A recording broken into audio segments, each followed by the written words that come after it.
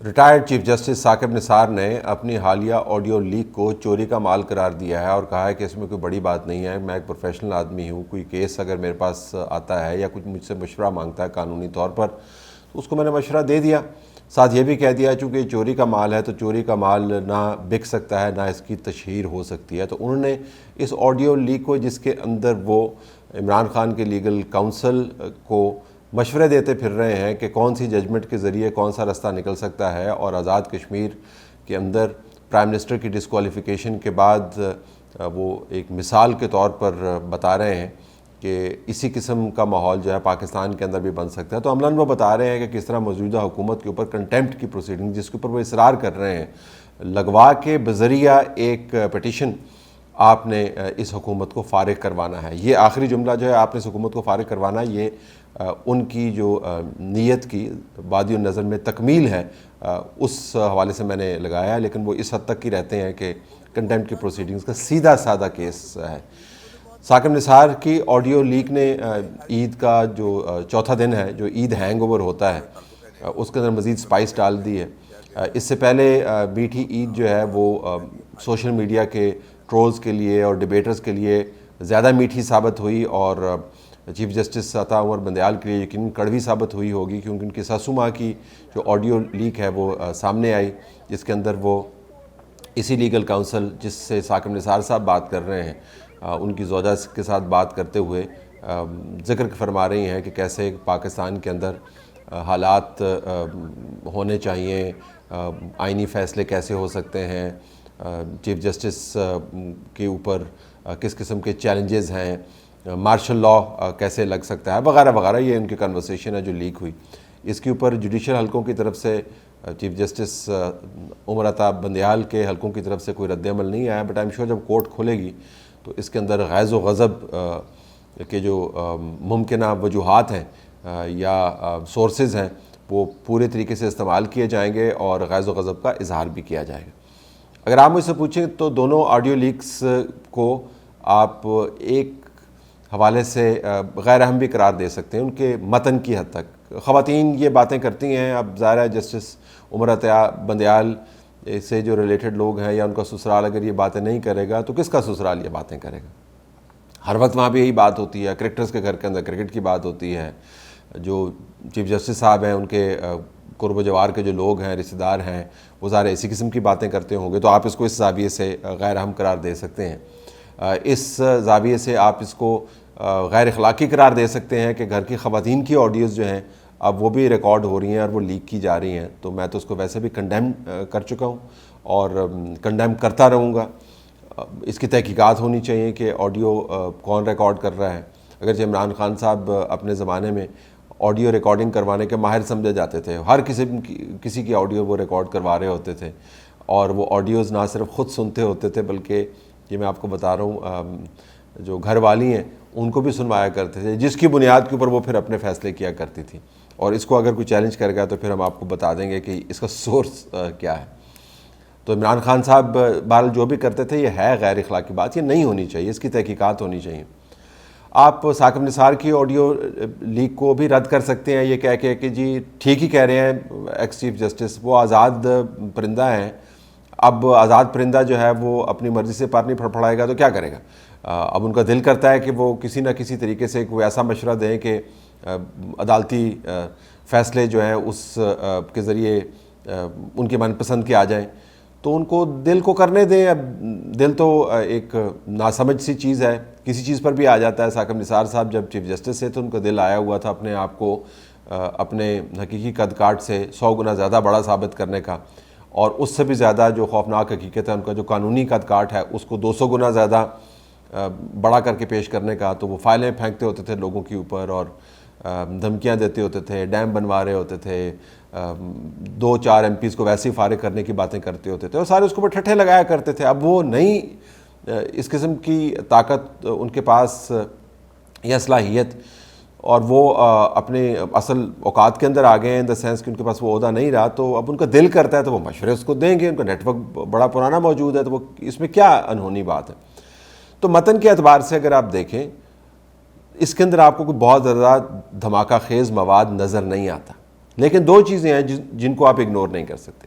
ایک چیز تو یہ ہے کہ یہ معاملہ ہے کہ آپ نے کس طرح نان پی ٹی آئی حکومتوں کو فارغ کرنا ہے.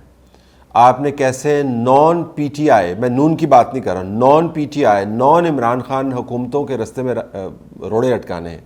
آپ نے کس طرح naan P T I politicians کی گردن کے اندر پھندا ڈالنا ہے. آپ نے کس طریقے سے قانون اور آئین کو استعمال کرتے ہوئے عدالت کے فیصلوں کے ذریعے سیاسی ماحول کو ڈھالنا ہے.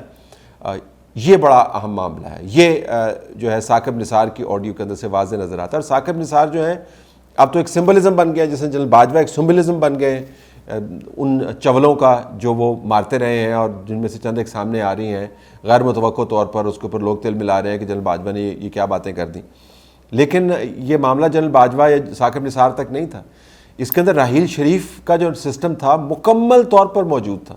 ان کے آگے پیچھے نیچے جو لوگ کام کر رہے تھے مکمل طور پہ کام کر رہے تھے. تو یہ 2018 سے تو اس کا آغاز نہیں ہوا، اس سے بہت پہلے اس کا آغاز ہو گیا تھا.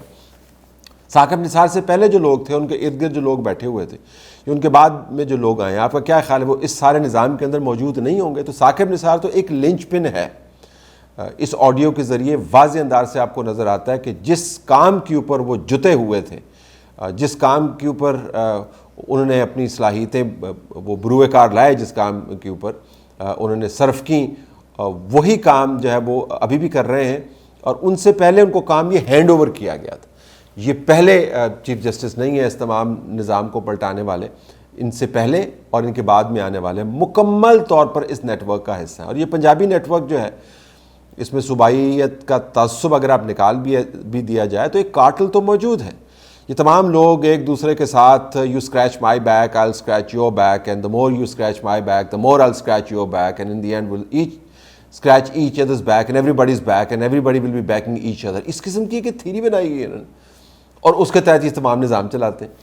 تو یہ جو نیٹ ورک ہے یہ بڑا تگڑا ہے. تو یہ واضح انداز سے آپ کو نظر آتا ہے ثاقب نثار کی آڈیو کو اگر آپ ریفلیکٹیو انداز سے دیکھیں، ذرا سوچ بچار اس کے گرد کریں، تو یہ پلاٹ بہت گہرا ہے. اور یہ میں اس کا ذکر کرتا رہا ہوں اپنے ٹویٹس کے اندر، جس کو میں سحری اور افطاری گروپ کہا کرتا تھا. تو یہی تو سحری اور افطاری گروپ ہے، یہ اور ان کے بچے. یہی تو نیٹ ورک ہے جس سے میں سورس لے کے آپ کو میں بتاتا ہوتا تھا کہ کس قسم کے فیصلے آنے کی آپ توقع رکھ سکتے ہیں. ایک تو یہ اس کی اہمیت ہے. دوسری اہمیت جو سسوما کی آڈیو لیک ہے، اس کے اندر جو باتیں ہو رہی ہیں وہ کوئی حیران کن اس زاویے سے نہیں ہے کہ وہ باتیں کیا ہو رہی ہیں. جس سے میں نے پہلے گزارش کی کہ اگر وہ یہ باتیں نہیں کریں گے تو کون یہ باتیں کرے گا؟ انہوں نے تو یہ باتیں کرنی ہیں.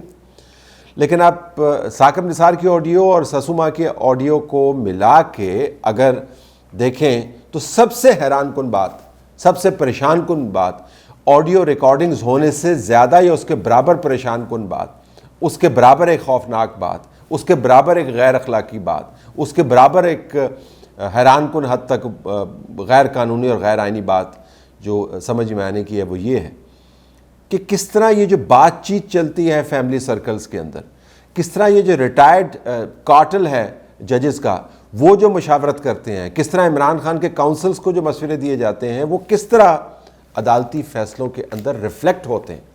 اصل بات یہ نہیں ہے کہ ان آڈیوز کے اندر کیا کہا جا رہا ہے اور کون کہہ رہا ہے.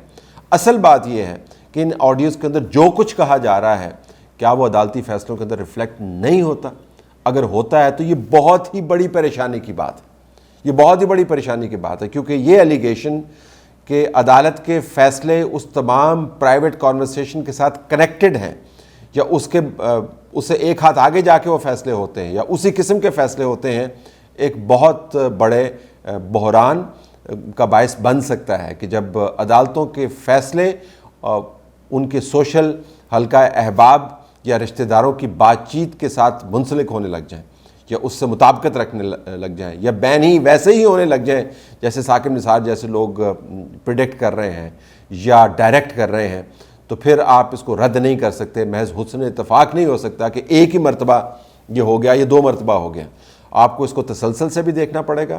2014 کے بعد جو اس ملک کے اندر واردات کرنے کی کوشش کی گئی، جس کے اندر مختلف ایلیمنٹس کو استعمال کیا گیا، اسٹیبلشمنٹ اس کا نانا تھا، کیونکہ ہم خام خواہ نانیوں کو بدنام کرتے ہیں، نانا کے اوپر بھی بات آنی چاہیے، اس کا نانا تھا.